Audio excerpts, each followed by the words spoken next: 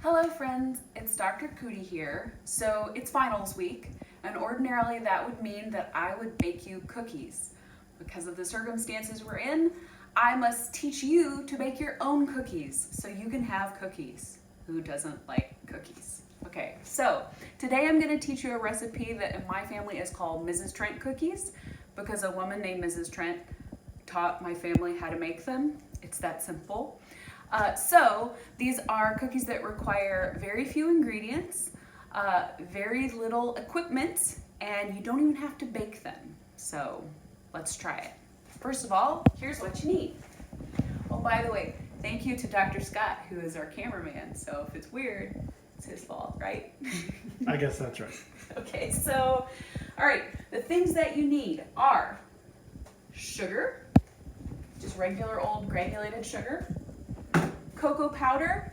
I've used almost every kind of cocoa powder in this recipe. It's very forgiving. If it tastes good, it'll taste good in your cookie. Milk.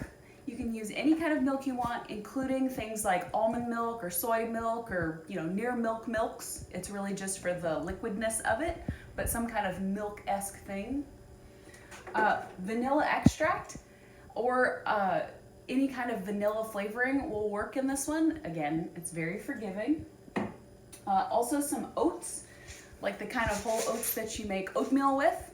But if you don't have oats, you can also use more graham crackers. If you don't have graham crackers, you can use more oats. It just kind of depends. And also, to hold it all together, peanut butter. As far as equipment goes, all you need is a pot, a stove, or something that will let you melt things on it. You will need a spoon, and you will need wax paper. Now, this is the weird thing. You can also use, if you happen to have it at your house, you can use parchment paper. If you have some sort of silicone baking mat, that would work. Pretty much any kind of surface that can get really hot things on it, but also be kind of flexible is good. So don't use plastic wrap or it will melt and your cookies will be disgusting. Okay, pause. Before you get started, you'll want to prepare your graham crackers. I used 1 cup of graham crackers, which are about 5 of these size graham crackers.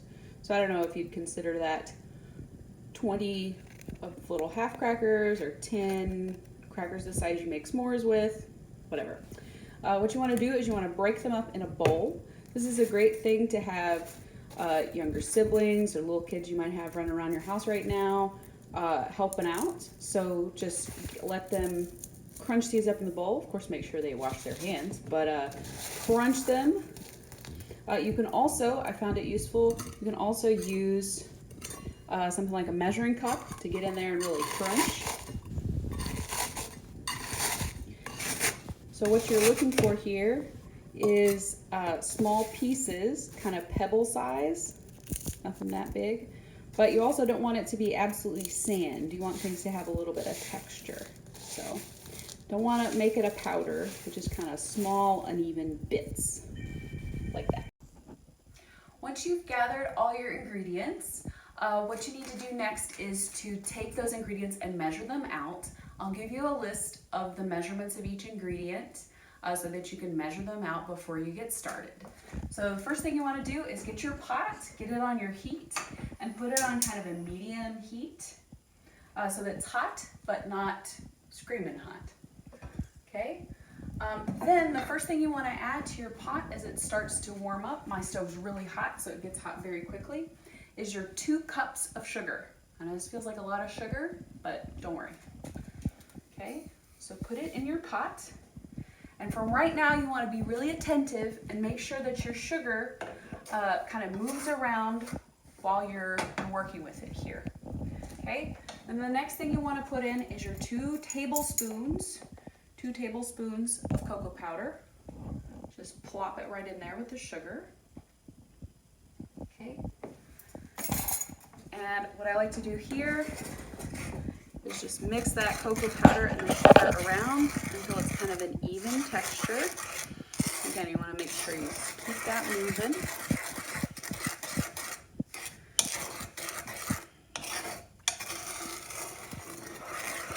just until there's some brown stuff all the way through the white stuff. Okay? All right, break up those clumps of cocoa powder as you come to them.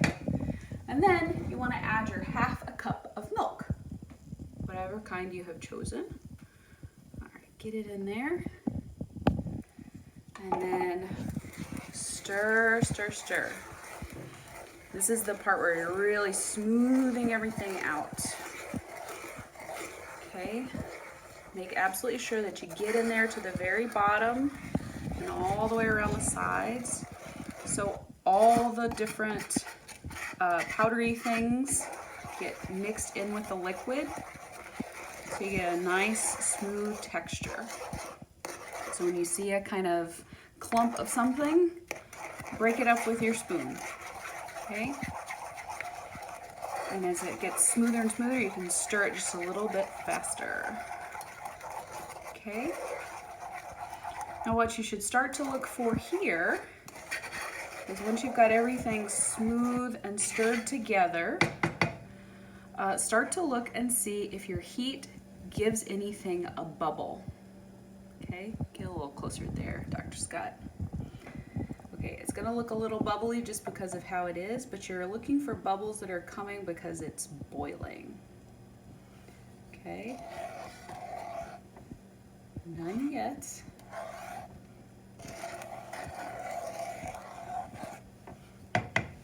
Here, pause. Okay, don't forget, don't stop stirring while you're waiting for bubbles to come, but do stop to check while you're looking. Okay,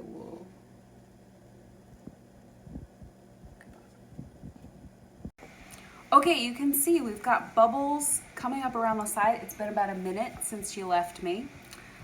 There are bubbles coming up all around the sides. Okay, that is what we're looking for. So once you really start to see bubbles, let this go boiling for 1 minute. Okay, so start your timer for 1 minute right now. Okay, it's almost been 1 minute. I'm at 15 seconds. I'm gonna turn my fire down. Things are getting a little crazy. Okay. So don't forget to keep stirring the whole time it's boiling, okay? You don't want anything to boil at the bottom. Hey, that's my 1 minute timer. Okay, when your 1 minute timer goes off, you wanna take it off your fire, so turn it completely off. And you wanna add the rest of your ingredients. I would start with your 1/2 cup of peanut butter. This is 1/2 cup of peanut butter. 1/2 cup right here. All right, get that in there. Okay, I'm gonna use my peanut butter spoon. All right, and keep stirring, stirring, stirring. Then you're going to want to do your vanilla. 2 teaspoons of vanilla. 2, a little generous on vanilla there. Okay.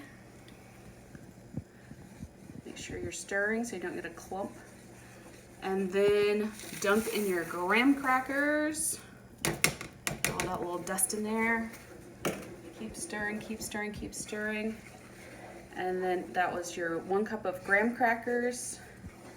And then here's 1.5 cups of oatmeal. And then you just stir. Make sure you scrape the sides. What you're looking for is to get everything in there together.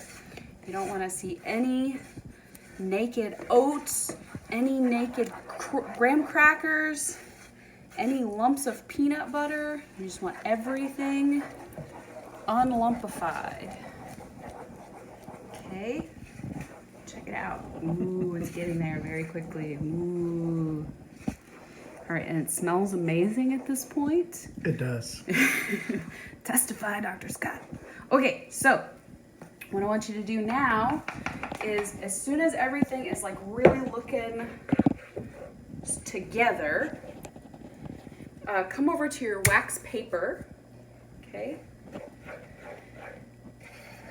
And as you keep stirring for about, I don't know, 30 seconds-ish, you're gonna notice that things start to kind of get stiffer.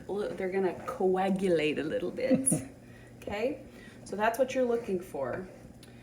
So what you wanna do is to make clumps on your wax paper all the way around your wax paper. Now, in my opinion, the best thing to do here is to make a variety of sizes, because sometimes you're gonna want a big cookie, and sometimes you're gonna want a small cookie. Sometimes you're gonna want a thick cookie, sometimes you're gonna want a thin cookie. Who knows what your mood will be.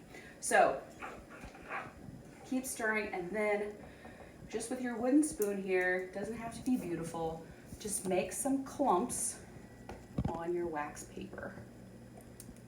Okay.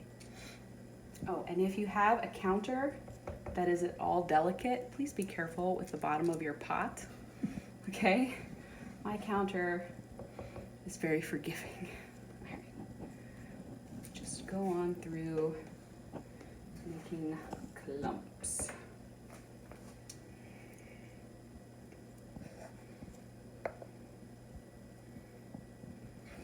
That's a big one. About how many clumps does this usually make? Oh, I don't know.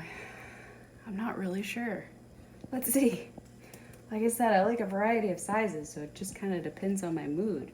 Am I feeling like a lot of little cookies or a few big cookies? I did once do one giant cookie that I do not recommend. I was just wondering how they might estimate out their wax paper. Oh, great question. I think I underestimated out my wax paper right now, so maybe I'm not the best judge. You might end up with a big cookie in the bottom of your pot. That's, again, not recommended. Ooh, and these little bits that just kind of fly off and they're little what's it's on your paper. Ooh, that's good too. It's kind of like stray pancake batter. Exactly, it's just like straight pancake batter. It's delicious. All right, hold on, I'm gonna have to put out more wax paper. All right. Man, this made more than I remembered. I think I haven't made the regular batch in a while. It's also occurring to me that this isn't just a tutorial, like we get to eat these cookies when they're done. That's right. Aren't you glad? I'm excited to do this.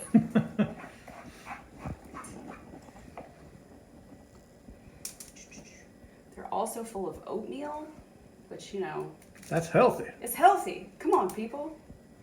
These are really just like little energy bombs, so if you know, there's no shame in eating these for breakfast. That's what I'm saying. Just have a slice of fruit. That's right. Please eat some fruit, but these are also delicious. This is not worse than eating Captain Crunch for breakfast, by any stretch.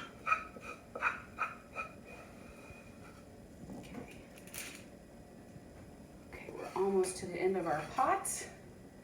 And, okay, this is another thing. When you get to the end of your pot and you have scraped every possible amount that you can with your spoon, which you really get in there, but once you have done that, now you have a very important job, which is to make sure that it won't burn you and then lick your spoon. Would you like that job, Dr. Scott? I think you've earned it, Dr. Cootie. Okay. Oh, yeah, that's pretty good. Okay, your next step is to wash everything that you used in your the previous steps. So make sure you wash your pan, wash your spoon, wash the spoon you used to get the peanut butter out with, put away all your ingredients, wipe off your counter so your roommate still likes you, because you need to waste a little time to let the cookies dry. It depends on the temperature, the humidity, a whole lot of other factors as to exactly how long this takes. But around 30 minutes, you can go check them, 20 or 30 minutes, and they should come up off the wax paper or your silicone mat fairly easily. They should feel like a whole cookie with just a little bit of squish in the bottom, but they should feel like real cookies. Now, what you should do is take your cookies and put them in a container with a lid to store them. You should also eat some. Also, here, let's take a look at what one looks like in the light. Check it out. Ta-da. All right, so enjoy Mrs. Trigg cookies, and I'll be thinking about you during finals week. Bye.